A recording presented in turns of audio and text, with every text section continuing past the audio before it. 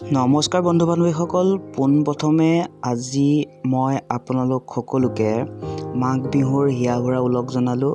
এতিয়া আজি মাঘ বিহুৰ ৰাতিপুৱা আমি মেজি জ্বলাবলৈ আহিছোঁ। আমাৰ 12 বজিয়াৰ যিখন হেমৰাম পাটৰ ক্ষেত্ৰ বুলি কয় তাতে তাৰ সন্মুখতে এনেদৰে মেজি জ্বলোৱা হৈছে। লোকসকল আহিছে 12 বজিয়া অঞ্চলৰ, আহি পেলাই এনেদৰে মেজি জ্বলাইছে। গতিকে মই সকলোলৈকে পুনৰ এবাৰ মাঘ বিহুৰ শুভেচ্ছা দিছোঁ। আৰু অহা ফেব্ৰুৱাৰী মাহৰ 12, 13 আৰু 14 তাৰিখে আমাৰ এই হেমৰাম পাটৰ ক্ষেত্ৰতে তিৱা সাহিত্য সভাখন অনুষ্ঠিত হ'ব লগা কথা আছিল, কিন্তু এতিয়া কৰোণাৰ কাৰণে কি হয় ঠিক নাই, হয়গৈ নে নহয়গৈ। গতিকে যদি হয় মই সকলোকে আমাৰ এই 12 বজিয়া অঞ্চলৰ হেমৰাম পাটৰ ক্ষেত্ৰলৈ ফেব্ৰুৱাৰী মাহৰ 12, 13 আৰু 14 ফেব্ৰুৱাৰী এই তাৰিখকেইটাত আমি নিমন্ত্ৰণ জনাইছোঁ সকলোকে। গতিকে সকলো আহিব, আহি পেলাই আমাৰ তিৱা সাহিত্য সভাত সহযোগ কৰিব বুলি মই আশা ৰাখিলোঁ। পুনৰবাৰ আপোনালোকক মই বিহুৰ শুভেচ্ছা দিছোঁ। ধন্যবাদ।